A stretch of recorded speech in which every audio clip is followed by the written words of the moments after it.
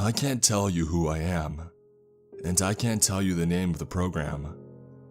But what I can tell you is that what they say is true. We're in trouble. Now, we didn't make contact in the way you think we would have. We didn't beam out an episode of The Office towards Andromeda and hear back from alien critics. And we definitely didn't meet them face to face. We found another way to communicate. Something apparently ancient humans had figured out as well. There are countless of dilapidated ancient structures around the world, and some of them, not all, but some, were communication arrays. At least a handful on each continent. I'm sure you'll be able to think of a few after I describe what we did. We've been working on this technology for a while. There has been a long-standing theory that sound has a much larger part in the universe than just being random vibrations. That the universe is simply a bunch of vibrations and sound, and if you find a way to manipulate those vibrations properly, you could do things that seem impossible. We proved that yesterday. By creating an extremely precise echo chamber and playing certain frequencies into it at precisely the right volumes and the exact right timings, we broke some sort of barrier. Nothing really happened, visually at least. We had run countless tests like these with tiny, minute differences, and this one seemed pretty mundane. There was a slight, unnatural thrumming. The glass between us and the echo chamber shook in regular intervals, as if we were playing a bass-heavy song too loudly.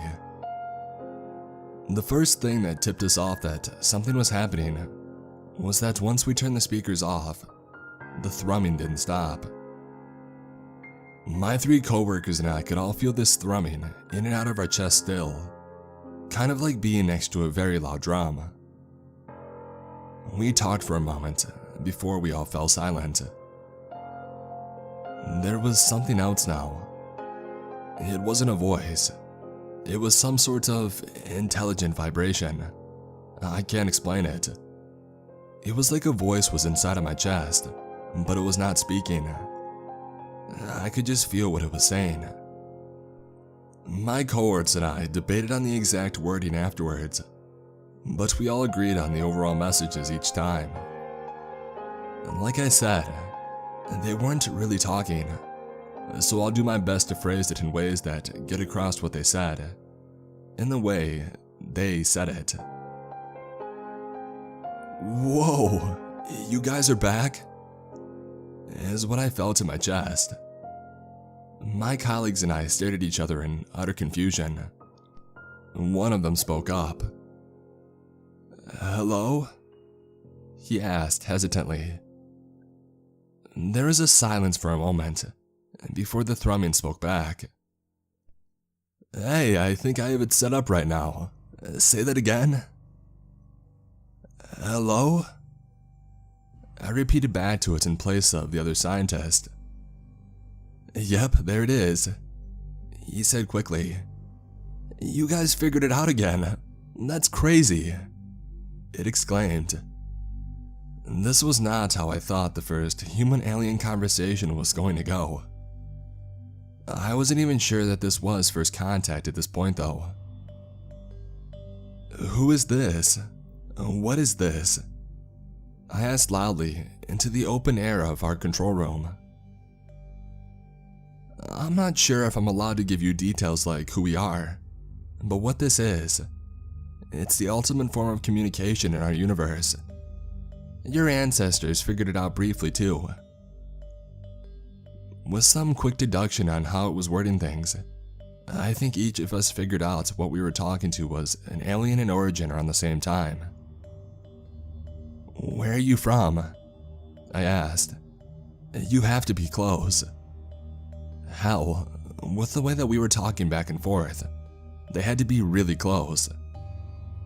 It takes communications to Mars a few minutes to get there, just because that's as fast as light is. If we're talking this quickly back and forth, they basically had to be on Earth. I guess you wouldn't know. We didn't tell your ancestors. We didn't think that they would get it. Let me do some math really quick. It was about a minute before it spoke again.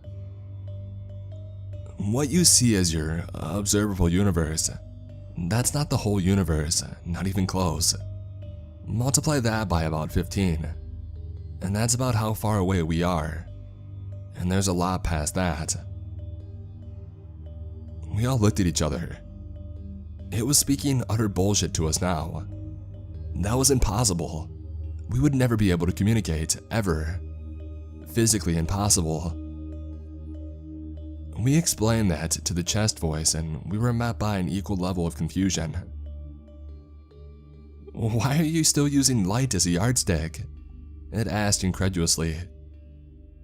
Suddenly, its voice grew slightly dire. You're still not advanced enough. You don't even know. Know what? One of my friends asked. You are dead center in the life abyss.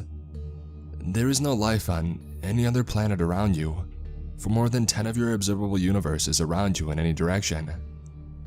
It's a universal mystery how you're even alive. It spoke grimly. Never in my life had I felt smaller, more insignificant, and more alone. It continued. And there's a reason for that. An earnest, intangible feeling of dread took over the control room. There is a reason for that. It reverberated through my entire body as the vibration spoke. But then silence. No one in the control room spoke a word. We barely even looked at each other. The silence continued for over a minute that felt like a day. What's the reason? Dave, the senior scientist on hand, finally spoke. He had chosen a serious and somber tone, in an endless list of choices on how to react. If you value your lives, if you value the lives of every living thing on your planet, never use this form of communication ever again. It shook into our chests. That one felt less welcoming. It felt like a dire warning. And just like that, we felt the tinkling, shaking force leave our chests. It just simply faded away, like how when a chord on a guitar is plucked. We looked now to one another. What was the play? Forge on bravely into the void, in the name of science, and play the frequencies again. Or take an alien warning and stop. We didn't get to make that decision. Our program is monitored closely by the US military. A voice came that I didn't recognize on over the intercom. Don't touch anything, folks. We're gonna come in and take a look at a few things. Dave took charge. We were all clearly panicked at what we had experienced, but he seemed to have had the most level head. All we can do is tell the truth, he reasoned, just as the door to the control room was opened. The next hour or so was a blur. I was first questioned by my boss as to what he just watched over his monitor. What he saw was a handful of his employees standing in a circle and periodically yelling nonsense at no one in particular. I took Dave's advice to heart, and I told him as clearly as I could what had happened. I think I was the first he talked to. He wasn't buying anything that I said. Slowly I was joined by the rest of the team, one by one, and they recounted pretty much exactly what I had said. So now what they knew was that we had all started a test, and then stood around in a circle, and then all came up with the same story. It started to get more believable. We were each rushed to individual physical exams, and then into a more in-depth interview with someone from the military. And the exam seemed to go well. I never heard back from them. The interview seemed to be going good as well. I had basically recounted what I said to my boss word for word, just this time on tape and in front of some guy in an army uniform. Just when things seemed to be wrapping up, the door to our small interviewing office opened behind me. "Sir, we need you down the hall immediately." A woman in army fatigue spoke quickly, before rushing back down the hallway. I looked back to the man interviewing me, but he was already halfway out of the door before I could say anything. I was sitting there for a few minutes. I had time to think. Was I crazy if I believed whatever this thing in my chest was telling me? Everything that it said sounded impossible, but none of it felt like a lie. Even though I could only feel what it was saying, I could feel its excitement when we first made contact. I could feel the desperation in it as it told us to never contact it again.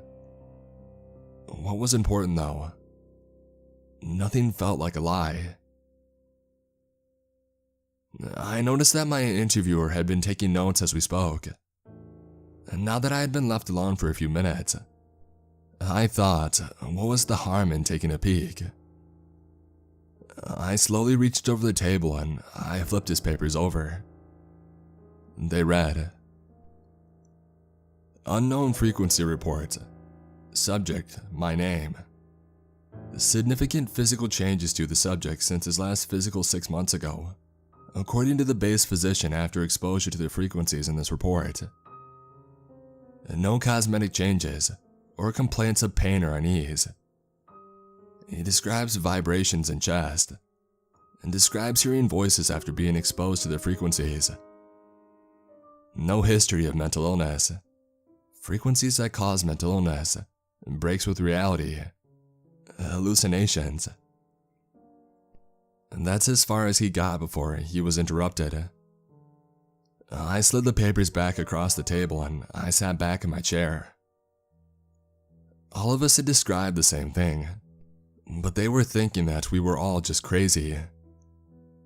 It warned us, and the more I thought about it, I wanted to take that warning to heart. I sat up starkly. She said down the hall. The control room was down the hall. With how they rushed us out of there, we didn't even have a chance to turn the machinery off. We didn't even turn a single dial in our stunned states. All they had to do was press a button, and the vibrations would play again. Shit. I exploded out of my seat, through the door and down the hall.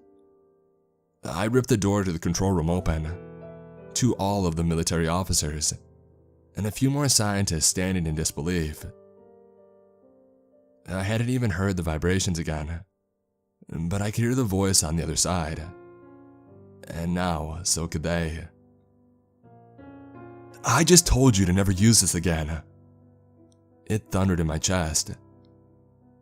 A few of the older men in the room grabbed at their chests in pain.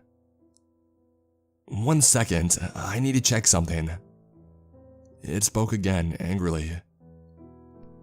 "You could have gotten away with it using it just once. Twice was too much." His sentence ended in a twinge of fear. "He heard you. He's listening right now. And he's coming." This is an apology. Over the last week, I posted 2 hysterical stories about making alien contact with a far-off, intelligent species. These stories, while being a fun writing exercise, have not been appropriate for someone in my position working with the government. They were complete fabrications on my behalf, born from a bored mind after watching an episode of Ancient Aliens.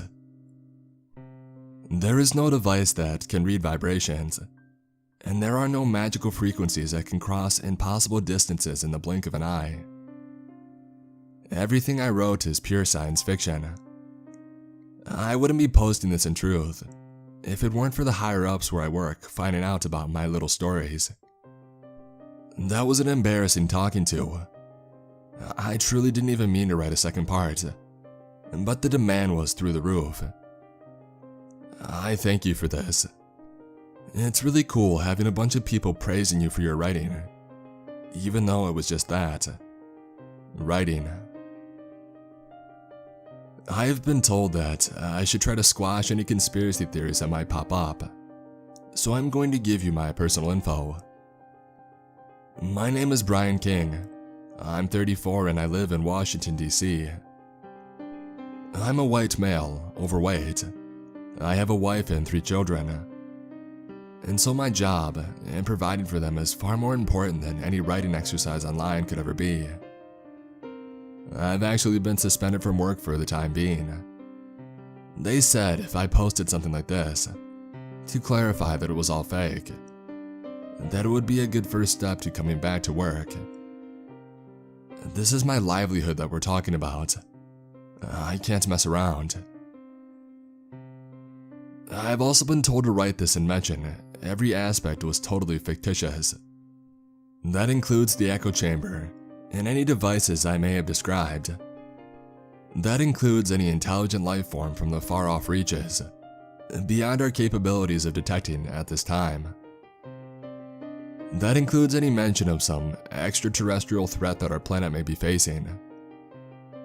That includes any physical examinations that myself or my coworkers may have underwent and been found to have abnormalities. All of it is false. None of it is true.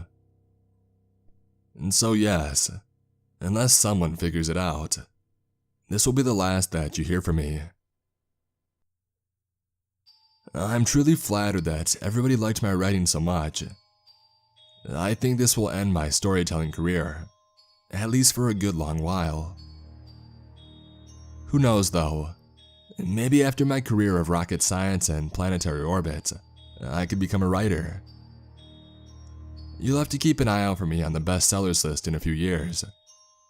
Maybe I'll continue my totally fictitious and not true at all about an alien who can talk to us from universes away. Nah, away with that. That's probably too far-fetched for anybody to ever buy it in any amount. Anyway, thank you again for reading, and I am deeply sorry, NASA, for any shame or doubts I brought to our organization. I will walk this off and get back to work.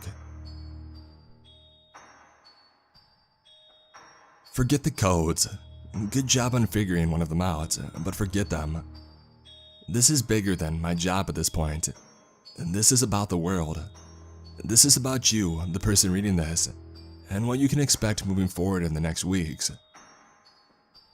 I fled the country at this point, and I am using a program that makes it very difficult for anybody to track where I am. It's possible, but it will take a while, and if I keep moving, I think I'll be fine. I have to get the truth out there. The vibration chamber is real. The special frequencies are real. The thing coming for us is real. I'll start where I left off. It's a lot to digest, so just stay with me here. What the hell is this? One of the army men in the room replied back, hitting himself in the chest in confusion. To be fair, it's a weird feeling. Not hearing something speak to you, but feeling it. I have to stress that once again. It's not like this vibration was actually speaking English to us. It was vibrating in a way that got a message across. And that's the best way that I can explain it. Angry vibrations are a little harder to get a good grip on, I guess. But I'll do my best to tell you what it said. Shut up! Just shut up! It hammered back into our chest. It kind of felt like I had a rapport with this being on the other side. It seemed pretty pleased when we first contacted it, but now furious. If you just stumbled upon this technology, the chances of you having the technology to repel it is pretty much zero. It spoke matter-of-factly. A slighter vibration was felt next. Even we only have that half figured out. I guess it was mumbling to itself. Cut this shit out immediately. A smart but gruff-looking man in a suit yelled into the room. I hadn't even noticed him. He was standing in the back corner, but he had an important way of holding himself. The vibration didn't respond. Now you tell us who this is, and what this technology is. If we have to figure it out for ourselves, and we will not be happy. By the way he was talking, I guess he was actually important. I hadn't noticed, but my palms were not on either side of my head, and a sort of, "What the hell are you doing?" kind of look on my face. Suddenly, the man in the suit collapsed with a thud to the floor. A few men rushed to his aid and sat him up against the wall. This technology is dangerous in more ways than one. The vibration finally spoke again vaguely. And you're not advanced enough to protect against its many, many ways of hurting you. There's no point in turning it off now. He's still listening, but he already knows where you are. Turning it off won't do anything. It continued in its pounding tone. It was even starting to hurt my chest a bit now. Who is he? I spoke gingerly into the void of the room. The men and women, around 10 of them, looked at me, some of them nodding. The being began its diatribe. He doesn't have a name. I can't even describe it. There are 4 of them that we know about, and it's just your luck. The meanest one of all is coming for you. The air somehow got thinner in the room as it continued. It was getting hard to breathe. You must have a basic understanding of biology at this point. I don't know how smart you people are, but try and picture this. You, as a person, started from a single-celled organism eating an egg. You grew and evolved rapidly into something millions of times the size you once were, with billions of times the power. Can we agree on that much? Yes. A woman in the room spoke softly. I didn't have time to think. It continued. Then imagine if you could do that process again, changing in shape to something you wouldn't even begin to recognize as your species, growing to enormous proportions, and owning a sheer force that no living thing could rival, that no military force could dream of stopping. Throw in the ability to tune into this machinery, survive in the void of space, and who knows what else. This process is under extreme and precise conditions in our universe. Everyone in the room was silent now. How do you respond to something like that? What do we do? I spoke again for the room, as I shifted uncomfortably in the cold silence. We are eons ahead of you in every field you can think of, and we can't stop them. We are so far away from you it is impossible to describe. We cannot protect you. We will try and help. The collective will do its best. But really, it paused. You are alone.